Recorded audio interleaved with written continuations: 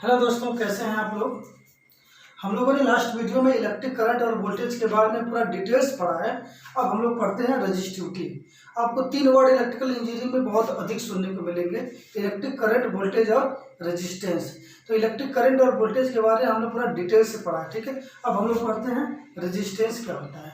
दुनिया में कोई भी पदार्थ हो, चाहे सेमी कंडक्टर हो या फिर इंसुलेटर हो, ठीक है, कोई भी दुनिया में पदार्थ हो, उसके अंदर एक प्रॉपर्टी होती है, एक गुण होता है जो अपने अंदर इलेक्ट्रिक करंट के फ्लो होने का विरोध करता है। इसी को रेजिस्टेंस कहते हैं, ठीक है। The properties of any conductor which oppose to flow of electric current is known as resistance, ठीक है। कोई भी कंडक्टर हो, ठीक है, चाहे वो कॉपर ले लीजिए, एल्यूमिनियम ले लीजिए, सिल्वर ले लीजिए, एक लकड़ी ले लीजिए, माइका ले लीजिए, पेपर ले लीजिए, ऑक्सीजन ले लीजिए, कोई भी पदार्थ हो, अगर उसके अंदर हम इलेक्ट्रिक करंट फ्लो कराना चाहते हैं तो वह उसको फ्लो नहीं होने देता है, ठीक है।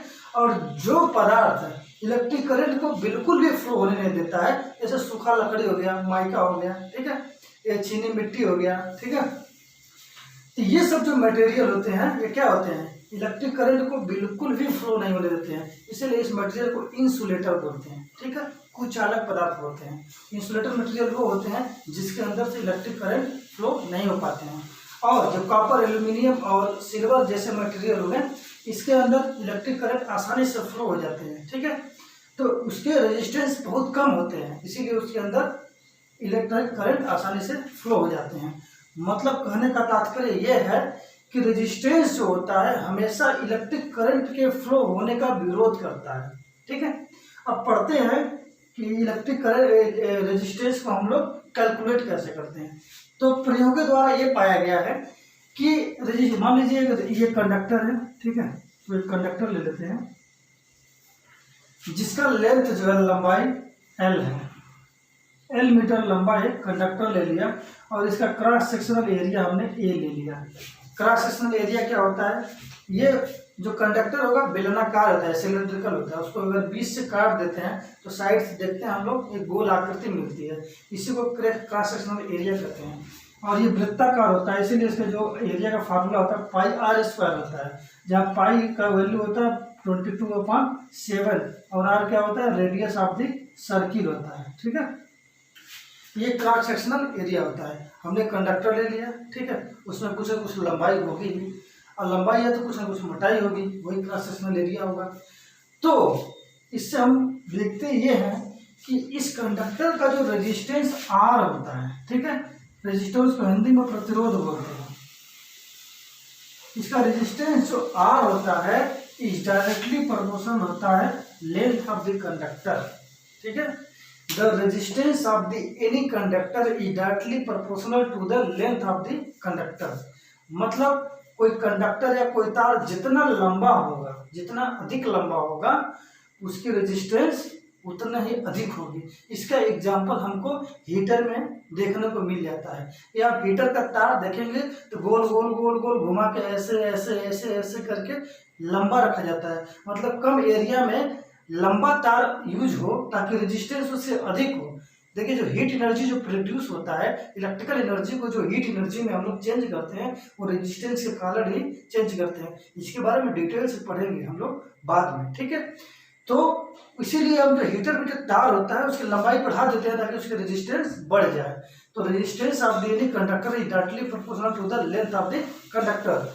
अब दूसरा प्रयोग में यह पाया गया कि the resistance of the conductor is also directly proportional to the 1/A। मतलब कि किसी भी कंडक्टर का जो रेजिस्टेंस होता है इसके क्रॉस सेक्शनल एरिया के इनवर्सली प्रोपोर्शनल होता है, ठीक है, क्रॉस सेक्शनल एरिया के इनवर्सली प्रोपोर्शनल होता है। ये इक्वेशन नंबर 1 हो गया, इक्वेशन नंबर 2 हो गया, ठीक है। तो क्रॉस सेक्शनल एरिया के इनवर्सली प्रोपोर्शनल, इसका मतलब ये हुआ कि यदि हम इसका जो तार की जो मोटाई है इसको कम किया जाए तो रेजिस्टेंस अधिक हो जाएगी, अगर तार की मोटाई अधिक किया जाए तो रेजिस्टेंस कम हो जाएगी। तो हमको करना क्या है, अगर हमको इलेक्ट्रिकल एनर्जी को हीट एनर्जी में कन्वर्ट करना है तो हम लोग क्या करेंगे, तार पतला यूज करेंगे। जब पतला तार होगा तो ऑटोमेटिक रेजिस्टेंस इसकी बढ़ जाएगी, जो कि इनवर्सली प्रोपोर्शनल होता है, और हमको हीट एनर्जी अधिक मिलेगी, प्रोड्यूस होगी। और यदि हमको रेजिस्टेंस को कम करना है तो तार की जो थिकनेस है, मोटाई है, वो बढ़ा देंगे, रेजिस्टेंस कम हो जाएगा।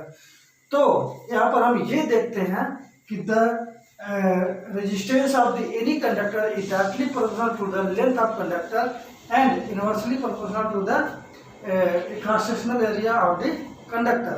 और हम फिजिक्स में पढ़ते हैं कि कोई एक फिजिकल क्वांटिटी अगर दो या दो से अधिक फिजिकल क्वांटिटी के डायरेक्टली प्रोपोर्शनल में होती है तो वह उसके मल्टीप्लिकेशन के भी प्रोपोर्शनल में होती है।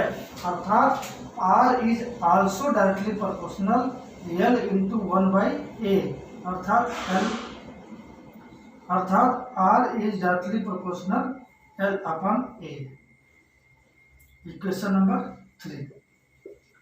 अब ये जो प्रोपोर्शनल का समानुपात का जो सिंबल है, इसको हटाने के लिए हम कोई कांस्टेंट यूज करते हैं और ये इक्वल के रूप में चेंज हो जाता है।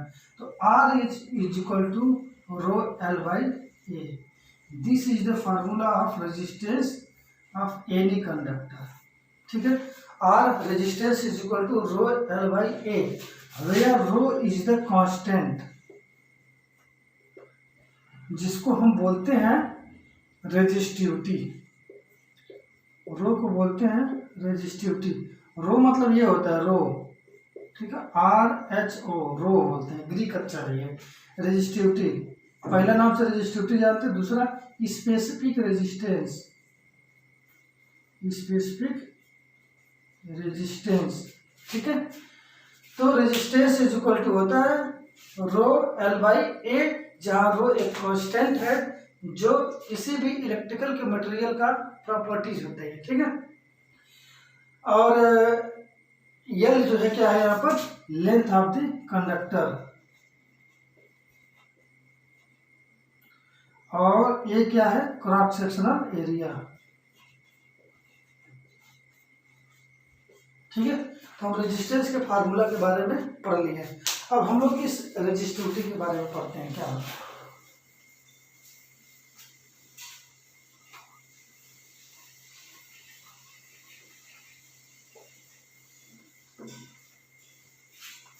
एक चीज और पढ़ लेते हैं। यूनिट ऑफ जो रेजिस्टेंस होता है, यूनिट ऑफ जो रेजिस्टेंस होता है ये ओम होता है, इसको बोलते हैं ओम। ठीक है, ओम।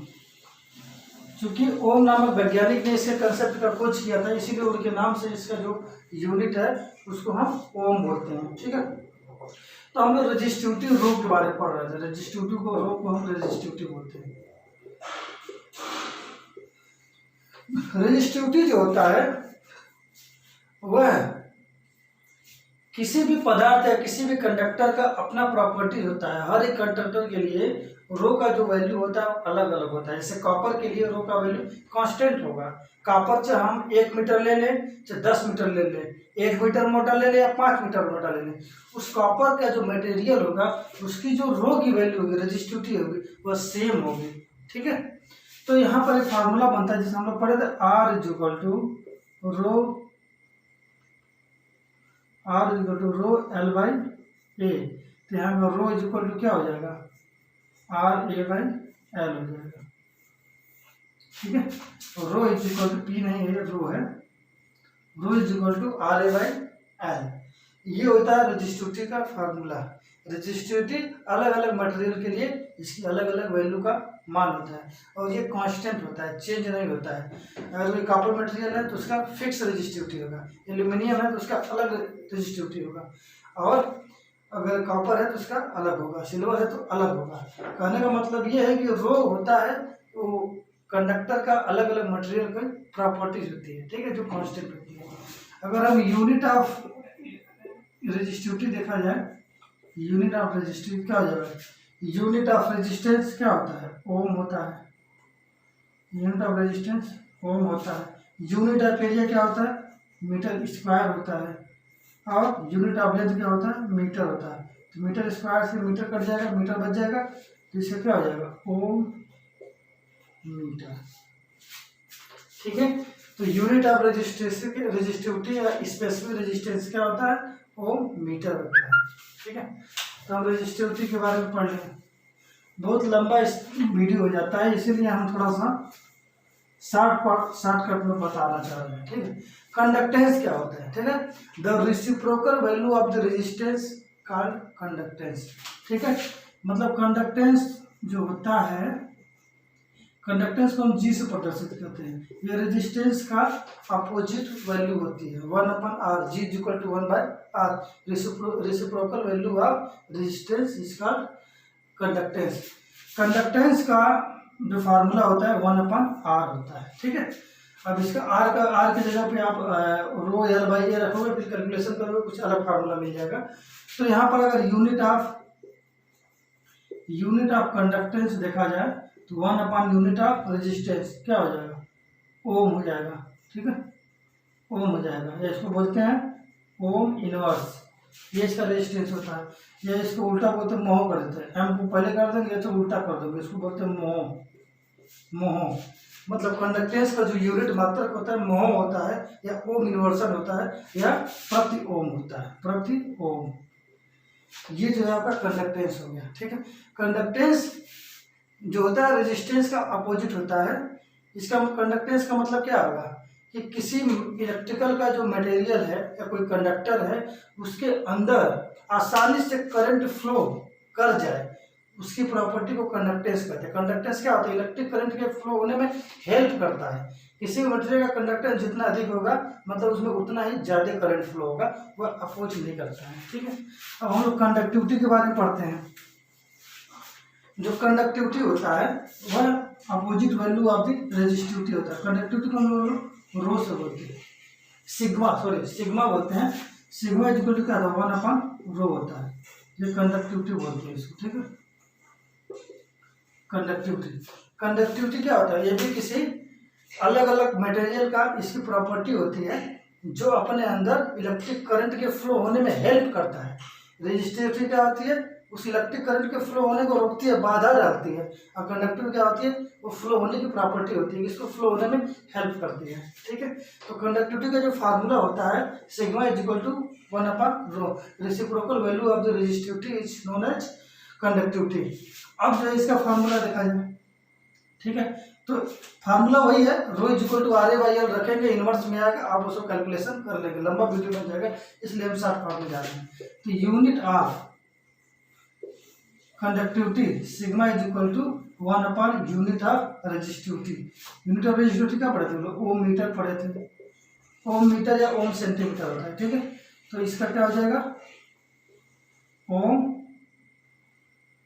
मीटर का इनवर्स प्रति ओम मीटर, या इसको ऐसे ही बोलते हैं महो प्रति मीटर। महो प्रति मीटर, या इसका मात्रक होता है महो प्रति सेंटीमीटर, क्योंकि एग्जाम में इसका मात्रक पूछा जाता है, इसलिए इसको समझना जरूरी है, महो प्रति सेंटीमीटर, ठीक है।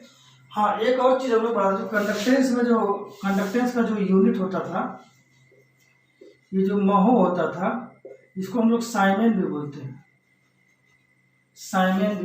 ठीक है। मतलब 1/ओम इज इक्वल टू होता है साइमेन, ठीक है। इसलिए एक और मात्रक आ जाता है साइमेन प्रति सेंटीमीटर या साइमेन प्रति मीटर। तो ये इसका यूनिट के बारे में पढ़ लिया हम लोग। रेजिस्टेंस, रेजिस्टिविटी, कंडक्टेंस और कंडक्टिविटी क्या होता है इसके बारे में पढ़ लिया, ठीक है। तो मिलते हैं नेक्स्ट वीडियो में नेक्स्ट टॉपिक के साथ, तब तक के लिए बाय बाय।